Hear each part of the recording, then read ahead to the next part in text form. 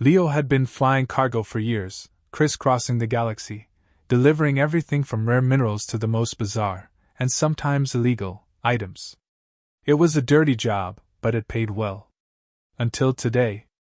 The engine of his small trade ship had sputtered out mid-flight, and now he was plummeting toward an unknown planet, cursing his luck. The crash landing wasn't graceful, not even close. The ship hit the planet's surface with a deafening thud, and the last thing Leo remembered before blacking out was the feeling of his body slamming into the control panel. When Leo woke, he was greeted by an odd silence.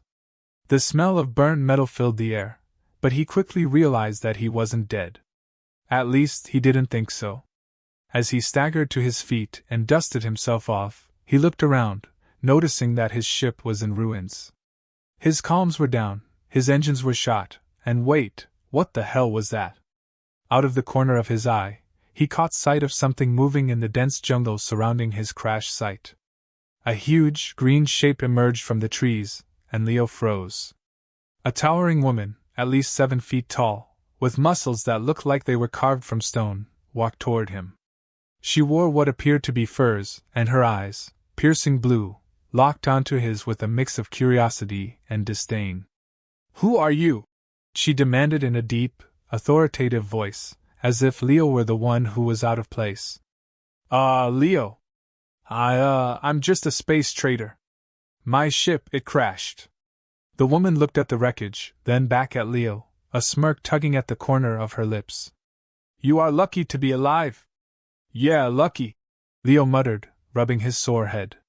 "Not sure how lucky I feel right now." Another woman appeared beside the first, just as tall but with dark, braided hair and a fierce, calculating look. She didn't speak but instead sized Leo up with a glance, scanning him as if evaluating whether he was worth her time. "You are on Janara," the first woman continued. "We are the Janarian tribe. You will respect our customs." Leo blinked. Janara? He had never heard of it. Of course, he didn't exactly keep up with all the uncharted planets. Hell, he couldn't even remember what he'd had for lunch yesterday. But that wasn't important now. What was important was figuring out how to get off this planet and back to his cargo run. "Look, I didn't mean to crash here. I just need to get my ship fixed, and I'll be out of your hair. Just point me in the direction of the nearest spaceport." The two women exchanged a glance that Leo couldn't quite read. The silence between them stretched long enough for him to grow uncomfortable. "You misunderstand," the woman with the braid said, stepping closer. "You are a guest here, but there are rights. Trials. To prove your worth." "Trials?"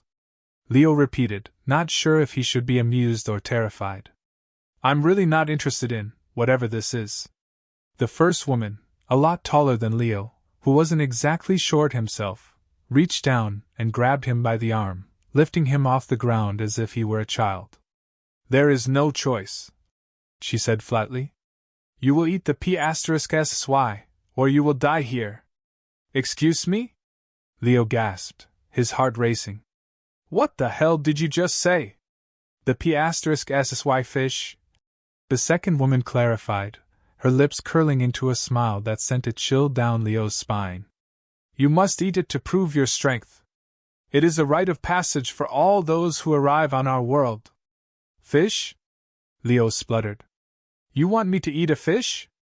I thought you said never mind." "Fine. I'll eat your damn fish. I'm not dying out here." The two women stared at him, unamused, and Leo had the distinct feeling that he was missing something vital. The woman with the braids stepped forward, grabbing a large net from her back and throwing it to the ground. She held it up to reveal a giant, wriggling fish. No, not just any fish. This thing was huge, its scales glistening like metal, and it looked more like something out of a nightmare than dinner. "That is the P*SSY fish," the woman explained. "Eat it or you fail. If you fail, you die." Leo looked from the fish to the towering women, a cold sweat forming on his forehead. "This is some kind of joke, right? A test of strength, sure, but this? What kind of fish is this?" The women looked at him blankly, as if he were the one speaking in a foreign language. It is the strongest fish. If you can eat it, you are worthy of our tribe's respect, the first woman said. If not, we will leave you to starve. Leo swallowed, feeling the heat of a panic attack starting to rise in his chest. He was in a foreign world, surrounded by enormous women who clearly didn't take no for an answer. He was alone, his ship was wrecked, and the only thing standing between him and a slow, painful death was this giant, wriggling fish. Well, all right then, Leo muttered, shaking his head. Let's get this over with. He sat down in front of the fish, holding it like he was about to wrestle it into submission. He glanced back up at the two women. So, what exactly am I supposed to do with this thing? The two women exchanged a look, then the first one shrugged. Eat it. Leo sighed, grabbed the fish by the tail, and took a deep breath. If he was going to get out of this alive, he needed to play along. What else could he do? He closed his eyes, took a bite, and immediately regretted it. The taste was unbearable, salty, slimy, and far too intense. His body instantly rejected the fish, and he fought to keep his stomach from revolting. His eyes watered as he chewed, and he could feel his face flush with humiliation. The two women watched him, their expressions a mixture of amusement and impatience. You are weak, the braided woman said flatly. You cannot even handle the P*SSY fish. Leo almost gagged. I can handle it, he wheezed. Just give me a second.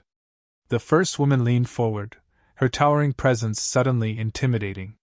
You will prove yourself to us, human. If you survive, we will see if you are worthy of more. If not, well, we have no use for you. Leo choked down another bite, wishing desperately for the sweet release of death as the fish's flavors danced on his tongue like an angry, radioactive fireball. But then, he had an idea. All right, Leo said, suddenly feeling a sense of defiance rise in him. I'll eat this fish, but only if you tell me what kind of tests you're going to throw at me next. You know, so I can prepare. I'm all for a fair fight. The women exchanged another glance, and for the first time since meeting them, Leo saw a flicker of amusement in their eyes. Very well, the first woman said, her voice low. We will see what you are made of. And just like that, the first trial was over. Leo had no idea what the hell he was about to face, but at least for now, he had survived the fish. And for the first time since crashing, Leo felt like maybe, just maybe, he was going to make it out of here alive. But not without a lot more ridiculousness to come. Leo spent the next few hours trying to recover from the trauma of the fish. He had no idea how he managed to choke down that grotesque creature, but he was alive, which felt like a minor victory in the middle of all this madness. The two towering women didn't offer any sympathy. In fact, they didn't even seem to care whether or not he was still recovering from the fish-induced near-death experience.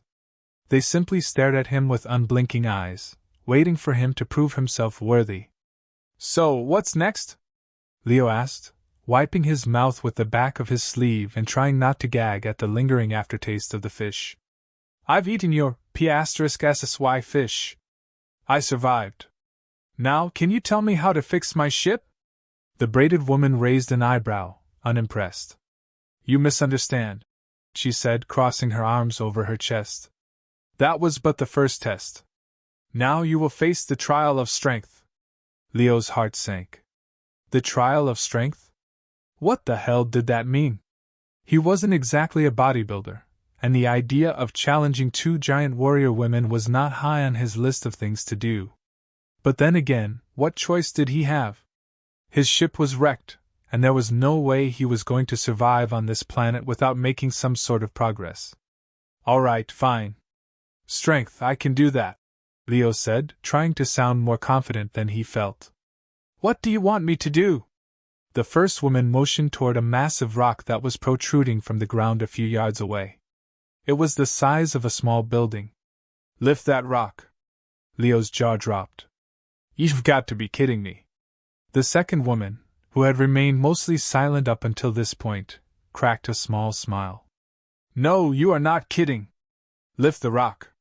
Leo looked at the enormous rock, then at the women, then back at the rock. His brain was running through every possible excuse, but none of them seemed good enough to avoid this insane test. He was supposed to lift that thing. He wasn't sure he could even move it an inch. Are you serious? Leo asked, still stalling.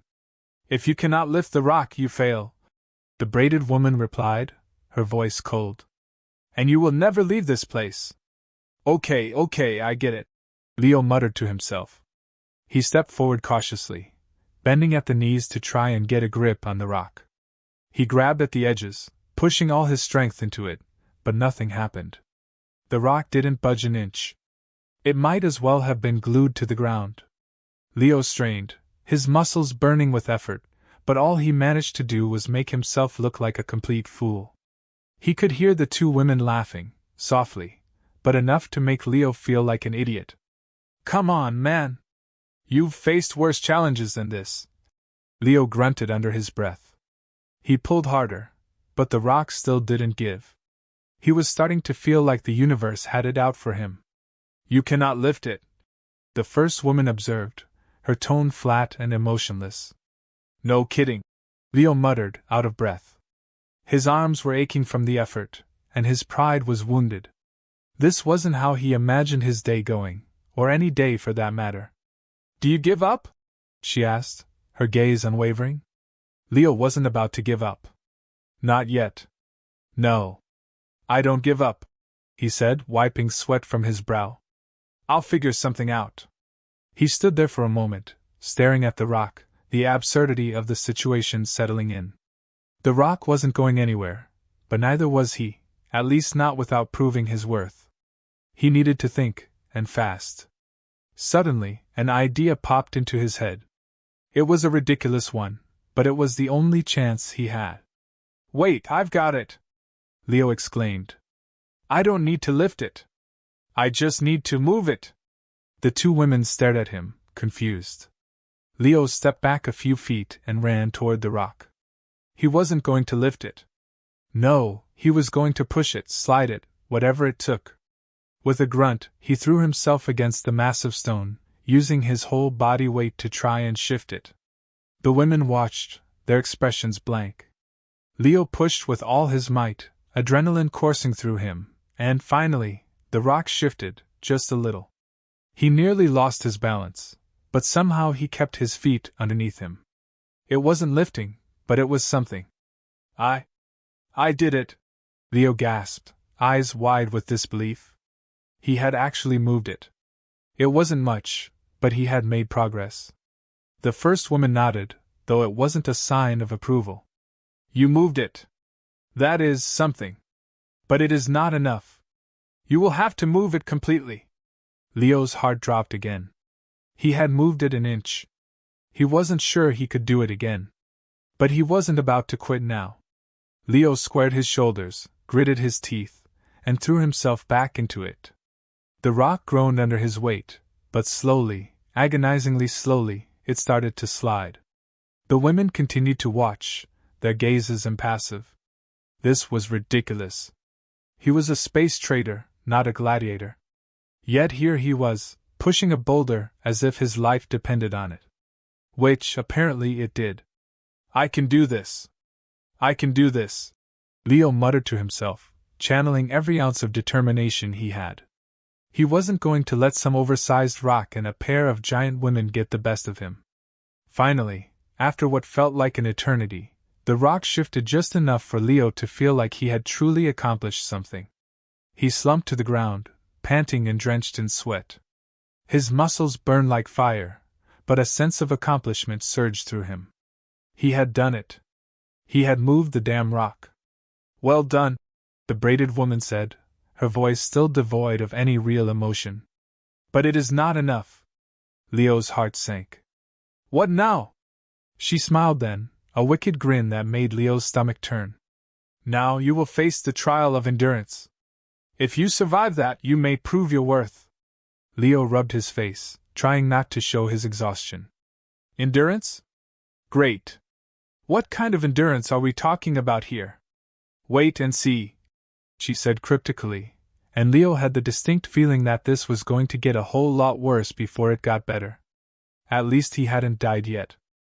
Leo was barely recovering from the trial of strength when the second challenge began. His body ached, his mind was a whirl of confusion, and the taste of fish was still lingering in the back of his throat like some terrible memory he couldn't shake off. But the two giant warrior women were relentless. As soon as he caught his breath, they were already pushing him toward what looked like a long stretch of jungle. "You have survived the first challenge, now you will endure the second," the braided woman said, her expression as stern as ever. Leo couldn't help but laugh a little bitterly. "Endure? What does that mean? I just moved a boulder that's at least twice my size. How much more endurance do you need?" The second woman stepped forward, her eyes gleaming. "You will survive. Or not." That was it. No further explanation. Leo didn't even have time to ask for more details before they were marching ahead, forcing him to follow. There was no turning back now. He was already too deep into this madness to back out. After walking for a while through dense jungle, they reached a clearing. At first, Leo didn't see anything out of the ordinary. It looked like just another part of the planet, peaceful and green. Then he saw it. A large pit was dug in the center of the clearing, its rim lined with thick vines and some kind of flowers that Leo didn't recognize. But it wasn't just a pit, it was filled with mud, and not just any mud. This was thick, viscous, and looked like it could trap you if you weren't careful. "What's this?" Leo asked, eyeing the pit warily. "Endurance," the braided woman said simply. "Endurance? You mean I'm supposed to jump into that?" Leo asked, his voice tinged with disbelief. "Jump? No. You will fight." Leo blinked. "Fight? With what?" The second woman chuckled darkly. "With each other." Leo's eyes widened as he looked around the clearing. There were no weapons, no tools, no armor, nothing. Just him, two giant women, and a pit of mud. He took a step back. "Wait, fight each other? Like you want me to fight one of you?" The two women exchanged a glance, their expressions unreadable. "No, human. You will fight the mud," the braided woman said. "If you survive the mud, you survive the test." "Right," Leo muttered under his breath. "Great, just what I needed, a mud fight." He was tired, filthy, and mentally drained. The last thing he wanted to do was get into a pit and wrestle around like some barbarian. "Why mud?" Leo asked, his exhaustion getting the better of him. "Why not just ask me to carry some giant rocks again? That would have been better than this." "Do not question the trials," the second woman said, her voice flat. "Endurance is not for questioning. It is for surviving." "Well, that's helpful," Leo muttered. Without any further explanation, the two women shoved Leo toward the pit. He tried to resist, but the strength of these women was overwhelming. One nudge and Leo found himself stumbling right into the thick mud. It was as cold as it looked, and the moment his feet sank into it, he was horrified to realize that it felt like quicksand. Okay. Enough with the survival tests," Leo shouted, trying to pull himself out. His legs were already stuck up to his knees, and his body felt weighed down by the mud. But the two women remained silent, watching with their arms crossed, their faces unreadable. "Endure or die," the braided woman said once more, as if that explained everything. Leo's heart raced. The mud was too thick. The more he struggled, the deeper he sank. Panic was starting to take hold. His boots were being sucked deeper, his legs were growing heavier with every movement. He was beginning to realize that if he didn't act quickly, he might actually be trapped here, stuck in the mud forever. Desperation set in, and Leo started to scramble, pulling his legs out one by one, moving in the most awkward, comical manner possible, but nothing seemed to work. His body was becoming stuck deeper by the second, and the women weren't offering any help. They just watched him flounder. "Get me out of here!" Leo shouted, finally losing his patience. He wasn't sure if the panic in his voice made it sound more urgent or pathetic, but it didn't matter. The two women exchanged another unreadable glance, and then the second woman spoke. "Struggle will not save you, human. Endurance will." Leo was starting to realize that endurance was about more than physical strength. It wasn't just about fighting, it was about resisting the instinct to give up. The more he struggled, the more the mud seemed to claim him. He had to stop fighting it. A strange thought crossed his mind. What if this wasn't just about brute strength or speed? What if this test was testing his patience, his mental toughness? He stopped flailing around for a second, trying to regain his composure. The more he thought about it, the more the solution made sense. If he just relaxed, if he stopped fighting the mud, maybe it wouldn't be as bad. Taking a deep breath, Leo stopped moving entirely. He let his body sink just enough so that he was no longer trying to break free. He wasn't exactly comfortable, but he wasn't dying either. As he slowly adjusted to the weight of the mud surrounding him, he realized something. He could move, but slowly, carefully. Gradually, he inched his way out of the pit, each step calculated and deliberate. It was a slow process, but he wasn't sinking deeper anymore. He had to endure, not just physically but mentally as well. The mud wasn't going to kill him if he didn't panic. After what seemed like an eternity, Leo finally managed to pull himself out of the pit. Covered in mud, exhausted, and utterly humiliated, he stood shakily, breathing heavily. "Well done," the braided woman said, her tone giving nothing away. "You endured. You will live to see another test." Leo shot her a glare, wiping mud from his eyes. "You've got to be kidding me," he muttered. But the second woman only smiled faintly. "You will see the final trial soon enough." Leo collapsed onto the ground, his body sore and covered in filth. He had passed the second test barely.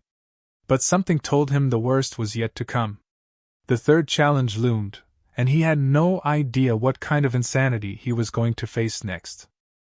Leo's heart was still pounding from the last ordeal when the third trial was presented to him. He was drenched in mud, exhausted, and absolutely ready to give up. He couldn't imagine anything more absurd than what he had already endured on planet Janara. But, as the giant women led him through yet another part of the jungle, he knew that whatever they had planned next would likely push him to his breaking point. They arrived at a large clearing, different from the last one, and Leo saw the final challenge laid out before him. There were several large, flat stones arranged in a circle, each one looking large enough to serve as a table or a platform. The women stood silently around the perimeter, watching him with their ever-present intensity. Leo was already bracing himself for whatever came next, but he still had no idea what to expect. "You have made it this far, human," the braided woman said, her voice steady. "Now you will face your final trial. You will feast." Leo blinked. "Feast?" he echoed, his voice tinged with disbelief. "After all that, you want me to eat something?" The second woman chuckled darkly. "Not just anything. The feast is special." Leo felt a pit form in his stomach. He had already eaten the infamous fish, or, as they called it, P*SSY, and that was enough to last him a lifetime. But as the two giant women began to move, he saw what was being brought out, a massive spread of food. At first glance, Leo thought it was a joke. There were large platters piled high with all kinds of things, meats, fruits, and something that vaguely resembled bread, but also had a strange glow to it. And then there were more fish, but these were even larger than the ones he'd faced earlier. They looked like they came from another planet entirely. "This is your feast," the second woman said. "You will eat, or you will not survive." Leo stared at the food, and his stomach churned. He was beyond disgusted at this point. "I thought I was supposed to survive by strength, endurance, and whatever those other ridiculous trials were. But now you want me to eat more of that stuff?" he asked, pointing at the fish. The braided woman nodded solemnly. "It is your final test. You must partake in the feast to prove your worth." Leo wanted to laugh. This was just too much. "So what? I'm supposed to eat all of this?" He waved his hand around at the spread of food. "No way! I've already eaten your P*size once, and that's more than enough for a lifetime. You're going to kill me with this stuff." The giant woman didn't respond. She simply gestured to the food again. It was clear she wasn't going to make things easier for him. Leo took a deep breath, steeling himself for the worst. Maybe it was just some sort of formality. He could probably stomach a little more food if it meant getting out of here. He sat down in front of the platter, unsure of where to begin. The fish looked like they had been prepared with care, and some of them even had strange seasoning on them. But the idea of eating them made Leo feel queasy all over again. He hesitated, taking a cautious bite of a smaller fish that had been placed on the edge of the platter.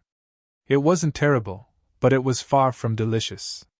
There was something in the texture that made him gag, but he forced himself to chew and swallow. The braided woman watched him intently, never taking her eyes off him. She didn't seem pleased, but she didn't scold him either. The second woman was similarly impassive, crossing her arms as she observed Leo. He could feel the pressure building, but he wasn't about to let these two women get the best of him. All right, Leo muttered. I'll eat.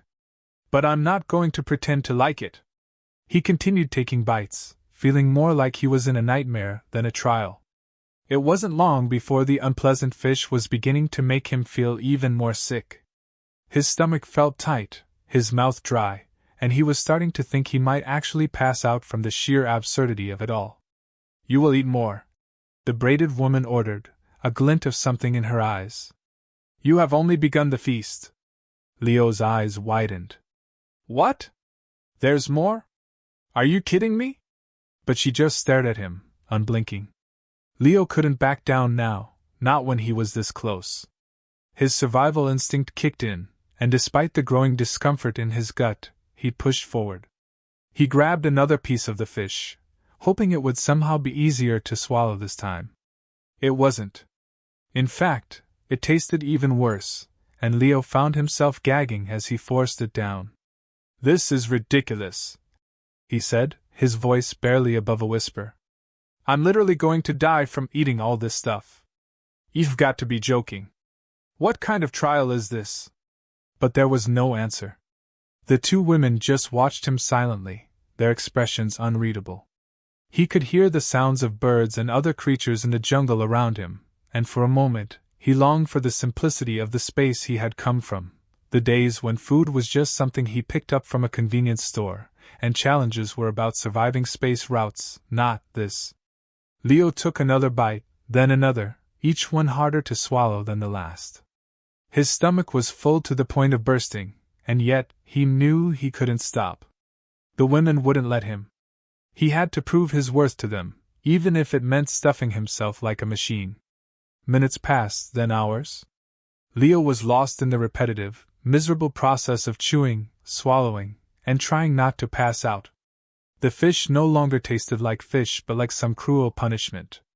His mind began to swirl with dizziness, and he thought he might be seeing things. For a brief moment, he wondered if the women were laughing at him. But the fact that neither of them was speaking nor showing any kind of emotion made him second-guess the thought. Eventually, Leo leaned back, his face pale and beads of sweat dripping from his forehead. He had done it. He had eaten enough to survive. He just wasn't sure if it was worth it. Done, Leo said weakly, his voice barely a whisper. The braided woman gave a small nod, her eyes scanning him. You have passed the final test. Leo let out a groan of relief. Thank God, he muttered. He felt like he was going to collapse at any second. Rest now. You will stay here, the second woman said. Leo was too exhausted to protest.